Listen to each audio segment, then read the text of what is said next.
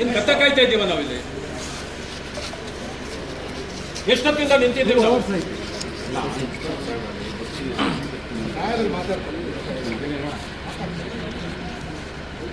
ಒಬ್ಬ opposition leader ನಿಂತಿದ್ದಾರೆ ಅಂದರೆ ನಿಮ್ಗೇನು ಸ್ವಲ್ಪನೇ ಗೌರವ ಬೇಡವಾ? ನಿಮಗೆ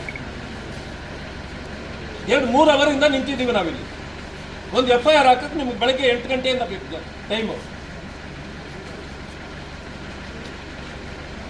ಈ ಸರ್ಕಾರದ ಗುಲಾಮಗಿರಿ ಮಾಡಬೇಡಿ. ನಿಮಗೆ ಅಂತ ಒಂದು ಗೌರವ ಇದೆ, ಆ ಗೌರವನ ಉಳಿಸ್ಕೊಳ್ಳಿ ನೀವು. ಕಂಪ್ಲೇಂಟ್ ಅಲ್ಲಿ ಕೊಟ್ಟಿರೋದು ಮೂರು ಹೆಸರಿದೆ, ಹಾಕಿದ್ದೀರಾ? ಕಂಪ್ಲೇಂಟ್ ಅಲ್ಲಿ ಏನಿದೆ ನೀವು ಕೊಟ್ಟಿರೋದು ಅದೇ ಕಂಪ್ಲೇಂಟ್ ಅದೇ. ಹೌದು, ಏನಿದೆ? ನೀವೇನು ಬರ್ದಿದ್ರೋ ಕಂಪ್ಲೇಂಟ್ ಅಲ್ಲಿ ಏನಿದೆ? ಮೂರು ಹೆಸರು ಇದೆಯಾ ಅಲ್ಲಿ?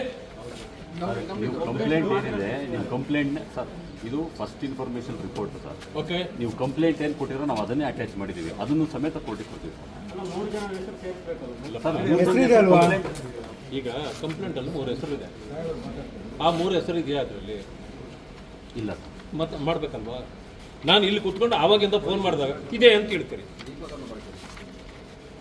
ಆಮೇಲೆ ನಿಮ್ಮ DYSP ಅಲ್ಲ, DCP ದೇವರಾಜ್ ಇಲ್ಲಿ ಮಾತಾಡಿದಾಗ ಇಲ್ಲ ಇದೆ ಅಂತಾರೆ. 4 ಹೆಸರಿದೆ ಅಂದ್ರು ಸರ್.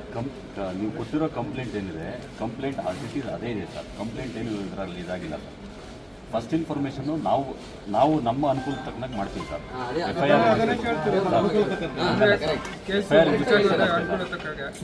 ಸುಳ್ಳು ಸರ್, ಆ ಥರ ಅಲ್ಲ ಸರ್.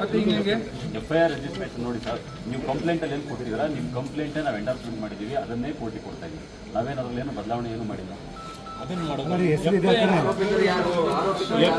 FIR ಏನು ಹೆಸರುಗಳನ್ನು ಮೆನ್ಷನ್ ಮಾಡಿದ್ರು ಅದು ಬರಬೇಕಾ ಬೇಡವಾ ಸರ್? ಇತರರು ಅಂತ ಹಾಕಿದ್ದಾರೆ ಸರ್. ಹೋಗ್ಲಿ, ಇತರರು ನಾನಾ ತನಿಖೆಯಲ್ಲಿ ಮುಂದೆ ಮಾಡಿದ್ಮೇಲೆ ನೀವು ಹಾಕ್ಬೇಕು. ಇದು ಸರಿಯಾದ ಕ್ರಮ ಅಲ್ಲ. ಇದು ಒತ್ತಡ ಬರುತ್ತೆ ಅಂತ ನೀವು ಹಿಂಗೆ ಮಾಡ್ಬಿಟ್ರೆ ನ್ಯಾಯ ಕೊಡ್ಸೋರು ಯಾರು? ಇಲ್ಲಾಗೋ ಮಿಸ್ಟೇಕ್ಗಳೇ ಮುಂದೆ ನ್ಯಾಯ ಸಿಗದೆ ಇರಲಿಕ್ಕೆ ಕಾರಣ.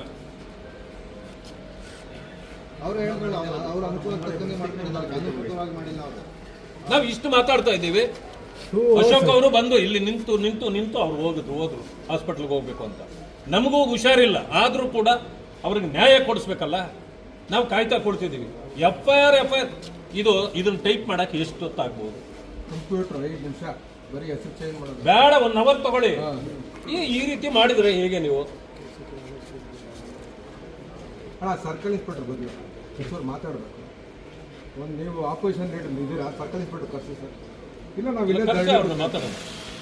ಇಲ್ಲ ಅಂತಂದ್ರೆ ಇಲ್ಲಿಂದ ಬಾಡಿ ತಗೊಂಡು ಹೋಗೋದಿಲ್ಲ ನಾವು. ಬಾಡಿನೂ ತಗೊಳಲ್ಲ, ಆಗೋದಿಲ್ಲ. ಆ ಹೆಸರುಗಳು